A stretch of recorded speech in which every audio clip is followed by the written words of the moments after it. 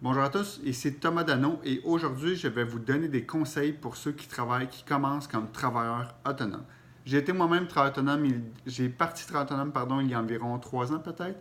J'ai été 1 an et demi travailleur autonome et maintenant j'ai parti une agence avec mon associé. Donc voici mes conseils, j'en ai environ 6. Donc premièrement, allez dans des cafés travailler, allez dans des endroits de coworking travailler, allez en dehors de chez vous travailler. Ça, c'est très rare les gens que je connais qui ont réussi vraiment à faire un setup à la maison idéal pour travailler parce qu'à la maison, il y a souvent plus de distractions. Il y a plein de raisons de ne pas travailler quand on est à la maison. Ça peut être faire du ménage, plus facilement écouter la télé, jouer avec le chat, peu importe. Donc, il y a beaucoup plus de raisons de ne pas travailler. De plus, vers mon deuxième conseil, aller dans des espaces de coworking, ça vous permet de rencontrer des gens. Et mon deuxième conseil, c'est aller prendre des cafés avec le plus de monde possible. Souvent, les gens ne vont pas donner des contrats parce que vous êtes une personne gentille.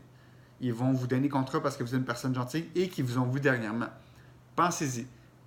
Vous devez donner un contrat de pigiste pour coller des pièces sur un clavier. À qui vous allez penser? Vous allez penser souvent aux personnes que vous avez dans votre entourage près ou que vous avez parlé dernièrement, que ça donne qui vous ont parlé qui faisait ça. Vous n'allez pas penser à la personne rapidement. Je veux dire, vous n'allez pas penser à la personne que, il y a 5 ans, vous avez vu qui avait fait ça. Non, non, non. On parle de la mémoire à court terme, qui vous avez vu récemment, qui a fait la tâche que vous avez besoin actuellement. Donc, sortir dans des cafés avec du monde, ça veut dire juste partager le nom et après ça, les gens vont penser à vous quand ils vont avoir besoin d'exactement de votre service.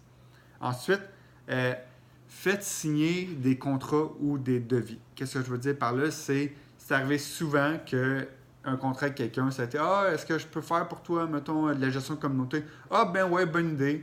Puis là, ça a coûté ça à peu près. Parfait. Puis là, c'est juste un échange verbal. Puis là, oui, techniquement, un échange verbal, je pense qu'au sens de la loi, je ne suis pas un expert. Je pense qu'au sens de la loi, c'est correct puis tout, mais par papier, c'est toujours mieux. Puis là, je ne veux pas dire imprimer un papier puis arriver avec une feuille de papier. Nous autres, ce qu'on fait parfois même encore là, c'est un devis avec notre outil de comptabilité. Voici un devis, simplement me répondre par courriel si vous l'acceptez. Et là, la personne répond par courriel, j'accepte. Et dans le devis, ce qu'on fait, c'est qu'on établit les termes, on établit comment le paiement va se faire, etc. Donc ça, c'est vraiment pour, avoir de l'air professionnel et 2, se baquer dans le PDK. Ensuite, parlant de comptabilité, faites affaire avec un expert si vous avez les moyens. Vous allez voir, ça va vous sauver beaucoup de soucis. Pour ceux qui ne savent pas, en haut de 33 000 ou 30 000 par année, il faut faire les taxes. C'est-à-dire qu'il faut à chaque 3 mois faire une déclaration de taxes. La déclaration de revenus en tant que travailleur autonome, c'est assez simple. Après ça, j'ai été une société en collectif, c'est un peu plus tricky, mais en tant que travailleur autonome, c'est quand même assez simple, mais ça reste qu'un comptable va pouvoir vous aider. Et si vous faites vraiment trop d'argent, mais là, c'est peut-être un fiscaliste qui va pouvoir vous aider à comment sauver le plus d'impôts. Aussi, parlant de comptabilité, une chose qu'on m'a dit quand j'ai commencé par quelqu'un qui avait une agence et que me suis toujours rappelé, même si je ne le fais pas de façon très précise, c'est quand vous envoyez une facture, par la suite, appelez la personne à qui vous avez envoyé la facture pour vous assurer que la personne a reçu la facture. Ce qu'on me dit, c'est une semaine après, on appelle. Si la personne n'a pas répondu par courriel, on appelle. Oui, bonjour, est-ce que je peux parler au compte payable? Oui, avez-vous bien reçu ma facture? Sinon, ben là, je vais faire un suivi avec la personne à qui j'ai envoyé la facture. Ensuite, la majorité des factures sur un système comptable, c'est après 30 jours, ça vient à échéance. Donc, qu'est-ce qu'il faut faire après 30 jours? C'est appeler encore l'entreprise. Oui, bonjour, est-ce que je peux parler au compte payable? Oui, j'avais une facture que j'ai envoyée le 17 janvier et aujourd'hui, le 17 février, elle est tombée à échéance. Est-ce que je vais être payé bientôt? Puis là, vous pouvez être plus poli que ça, bien sûr, c'est juste un exemple. Et ensuite, c'est toujours faire les suivis. Les chèques sont en poste, parfait, dans une semaine, je vous rappelle si je ne les ai pas. Une semaine après, vous ne les avez pas. OK, oui, bonjour, vous m'avez dit que les chèques à l'arrivée, je ne les ai pas reçus. Comment ça? Et ainsi de suite. Donc ça, très important, vous allez voir, pour faire payer, parce qu'à un moment donné, ça peut devenir problématique. Ensuite, ça, c'est peut-être de quoi que les autres n'ont pas besoin, mais que moi, je dis aux gens, trouvez-vous un ami travailleur autonome confident. Comme moi, mon associé actuel, c'était un peu ça, c'était mon travailleur autonome confident, qu'on partageait des choses comme ouais, les clients, ils payent pas, hein?